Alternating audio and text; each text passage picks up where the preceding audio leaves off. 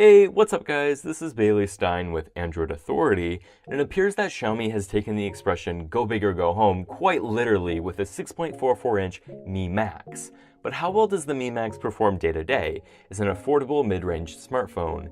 Let's find out in our video review of the Xiaomi Mi Max.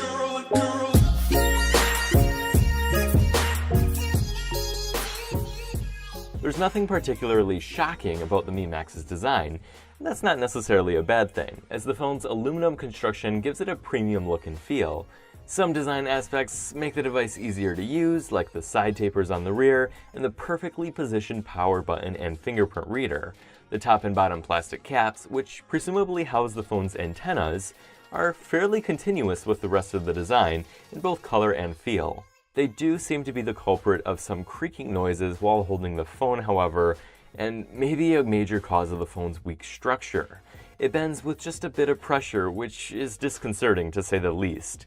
The Mi Max's poor build quality shocked us, as Xiaomi has generally done an excellent job in the past, at this and even lower price points. The Mi Max's 3 illuminated capacitive keys sit on a very slightly curved 2.5D glass and follow Xiaomi's standard layout.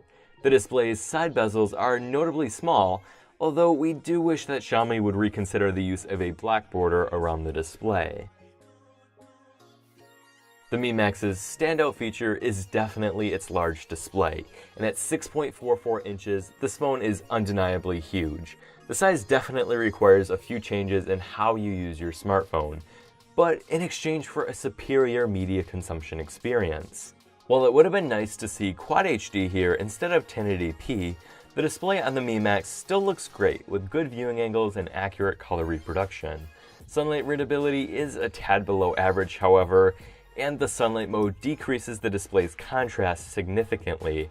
On a positive note, the glass is coated in Corning Gorilla Glass 4, which we don't see very often at this price point. As has been the case with other Qualcomm Snapdragon 652 devices, the Mi Max's day-to-day performance seemed comparable to phones with higher-end chips like the Snapdragon 808. Xiaomi's custom software, MIUI, runs very smoothly on the Mi Max, and the base model's 3GB of RAM is generally enough for multitasking. There are different models available as well, although we do not imagine the real-world performance differences to be significant. Unless you're importing the Mi Max, you can expect 4G LTE speeds and great call quality. If you're in the US, the Mi Max will still work on AT&T and T-Mobile, but it will be limited to receiving HSPA+ speeds. It is unlocked and dual SIM, however, and you can expand the phone storage up to an additional 256GB with one of the SIM card slots. The fingerprint reader on the back of the Mi Max is accurate and, in our experience, just a hair faster than the one found on the Nexus 6P. Xiaomi does seem to have taken a step backwards with the Mi Max with the return of microUSB. The decision to not use USB Type-C is a bit puzzling at this point, but it may be appealing to those who are still using the older standard and do not want to purchase brand new cables. The Mi Max's single speaker can be found just to the right of the charging port, and it sounds pretty good, only slightly distorted at higher volumes. It would have been nice to see front-facing speakers, as they generally offer a more immersive media consumption experience, but side firing is still better than rear firing. With that aside, the Mi Max did very well in our battery life testing thanks to its very large 4850 mAh battery. Although screen on time varied quite a bit depending on whether the phone was primarily connected to Wi-Fi or cellular data, even the heaviest user should have no trouble getting the Mi Max to last a full day. It also supports Quick Charge 3.0, although it does not ship with a Quick Charge 3.0 charger, so you'll need to purchase one yourself if you want to avoid several hour-long charges. The 16-megapixel f2.0 rear camera with dual LED flash proved to be a very capable package in our testing, and it's one of the best we've seen at this price point. The Mi Max captures detail remarkably well, its color reproduction is visually pleasing without being too unnatural, and dynamic range is quite good.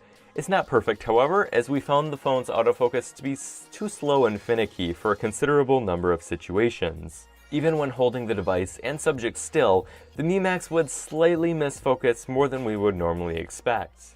It also tended to over-sharpen images to the point of recognition in certain images. Low light performance was about average for the price, meaning that you won't be able to reliably count on the Mi Max for a good image in darker environments. We've covered MIUI's camera app quite extensively at this point, but I will mention that it's pretty easy to use while also offering manual control for those who wish to take advantage of it. And that brings us to Xiaomi's also well-covered custom version of Android, MIUI 7. Thankfully, it is shipping with Android 6.0 Marshmallow, and users can look forward to many UI and functional improvements with the MIUI 8 update, which should be released within the coming weeks, and actually automatically found its way onto our unit in beta form. MIUI has received many mixed reviews from Western media, as some have criticized it for being too similar to iOS, while others have praised it for the amount of polish and coherency it offers. After using it day to day myself, I think it's a great alternative to stock Android, especially for users who wish to customize and tweak. The stock apps are well designed, the UI is remarkably responsive, and the ability to do things like restrict data for specific apps is invaluable. To top it off, MIUI receives weekly updates, so you'll be getting bug fixes and new features very often. With all of that said, the software experience for those importing the device is far from perfect. Reseller-loaded bloatware, a hellish bootloader unlocking process, and missing Google apps are all major hurdles that importers will face.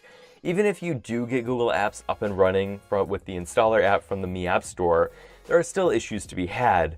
Random Google app crashes, Google Now issues, failure to place calls with Google Voice, and the inability to do things like consume DRM-protected content can make the experience less than ideal for Western users.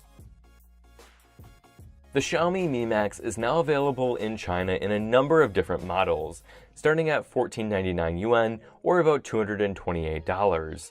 Each model is available in either silver, gold, or dark gray. While the Mi Max may not be the best fit for the average smartphone user, it's a great option for those looking for a very large device on the cheap. While we were disappointed with the device's build quality, found the imported device software experience to be annoying in some ways, and wish that the phone would come to the US, the Mi Max still has quite a lot to offer for its price. Its impressive camera, excellent battery life, and smooth performance are all great reasons to buy this phone. The mere size of the Mi Max does feel like uncharted territory for Xiaomi, and that's clearly reflected in areas like build quality. If you can get past those quirks, however, the Xiaomi Mi Max is likely the best extra-large option in its price range. Thank you for watching our video review of the Xiaomi Mi Max. Please be sure to give this video a thumbs up if you liked it, and don't forget to subscribe if you haven't already. Finally, be sure to visit the Android Authority website for additional coverage, as we are your source for all things Android.